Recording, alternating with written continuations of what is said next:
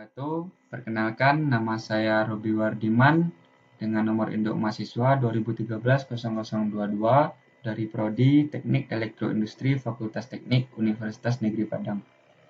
Pada kesempatan kali ini, saya akan menjelaskan tentang pengaplikasian simulasi pengukuran arus searah pada multimeter di aplikasi Multisim. Tujuan saya membuat video kali ini yaitu untuk menyelesaikan ujian akhir semester saya pada mata kuliah praktikum pengukuran listrik dan instrumentasi. Sebelum kita masuk ke dalam pengaplikasian simulasi pengukuran arus searah di Multisim, terlebih dahulu kita bahas yaitu apa itu arus dan apa itu arus searah. Arus adalah muatan yang bergerak dan mengalir dalam satuan waktu. Jika muatan tersebut bergerak, maka akan muncul arus. Dan jika muatan tersebut diam, maka arus juga akan hilang. Muatan terdiri dari dua jenis, yaitu muatan positif dan muatan negatif. Arah arus yang searah dengan muatan positif akan bernilai positif, dan arus yang searah dengan muatan negatif akan bernilai negatif. Pada teori rangkaian, arus merupakan pergerakan muatan positif. Muatan positif bergerak dari kutub positif power supply menuju kutub negatif power supply. Untuk pengukuran arus searah dilakukan dengan menggunakan ampermeter, arus searah, dan miliampermeter untuk arus yang relatif kecil, serta mikroampermeter untuk arus yang sangat lebih kecil. Ampermeter biasanya dipasang secara seri dengan elemen listrik. Pada pengukuran arus, semakin besar resistor atau hambatannya, maka arus yang dihasilkan akan semakin kecil, dan semakin besar tegangan, maka arus yang dihasilkan juga semakin besar. Hubungan antara arus, tegangan, dan resistor dapat dilihat pada rumus berikut. I sama dengan V per R, di mana I adalah arus, V merupakan tegangan, dan R merupakan hambatan atau resistor.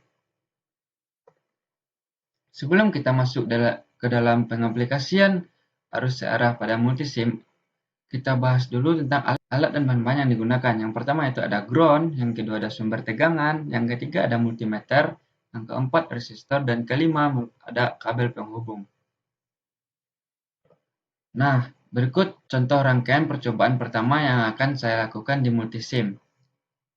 Langsung saja kita masuk ke dalam aplikasi Multisimnya untuk melakukan contoh rangkaian percobaan pertama ini yang ada di layar monitor. Maka gambar yang ada pada percobaan pertama ini akan kita lakukan pengaplikasiannya di aplikasi Multisim. Langsung saja kita ke aplikasi Multisim. Yang pertama yaitu kita membutuhkan ground. Kita membutuhkan ground. Pertama kita membutuhkan ground. Yang kedua kita membutuhkan DC power.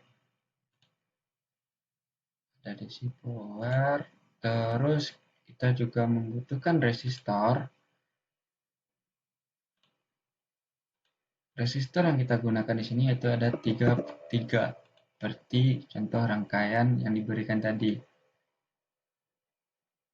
33. Setelah itu kita membutuhkan 2 multimeter, di mana fungsi multimeter pertama ini yaitu untuk mengukur arus yang mengalir pada rangkaian. Yang multimeter kedua ini kita gunakan untuk mengukur tegangannya. Setelah itu kita hubungkan dengan garis atau kabel penghubung.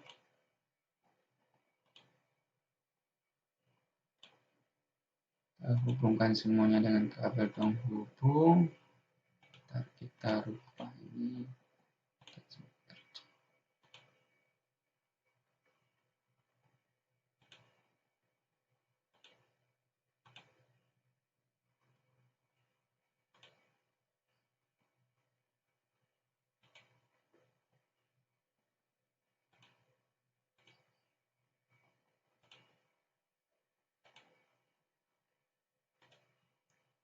Oke, di sini tadi itu 4 volt. 4 volt. Oke, sudah sama bentuknya, maka kita lakukan percobaan pada multisimnya. Sebelum kita melakukan percobaan, kita hidupkan dulu. Oke, kita lakukan percobaan. Di sini kita untuk mengukur arusnya. Nah, arus yang kita dapat di sini ada 100 21,212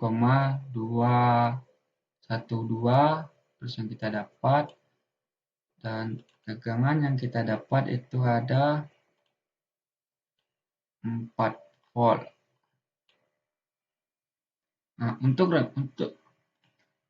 rangkaian percobaan pertama, kita mendapatkan arus 121,212 mA, sedangkan tegangannya itu tetap 4 volt. Dan ini untuk rangkaian percobaan pertama. Setelah itu kita lakukan percobaan kedua, di mana letak multimeter yang pada percobaan pertama di atas sekarang kita pindahkan ke bawah. Langsung kita masuk ke multisim, kita pindahkan, kita hapus dulu kabel penghubungnya, lalu kita pindahkan ke bawah, kita beri kabel penghubung lagi.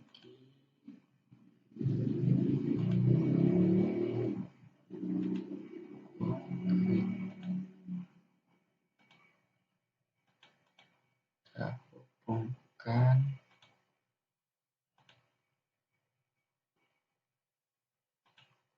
Oke, setelah kita hubungkan, kita hitung arus dan tegangan yang terbaca di multimeter tersebut.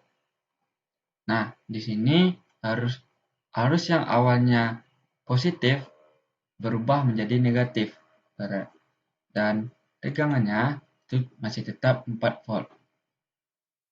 Berarti perbedaan dari rangkaian percobaan pertama dan kedua tadi hanya terletak di arus yang mengalir pada rangkaian tersebut, di mana percobaan pertama itu arusnya positif dan percobaan kedua itu arusnya negatif.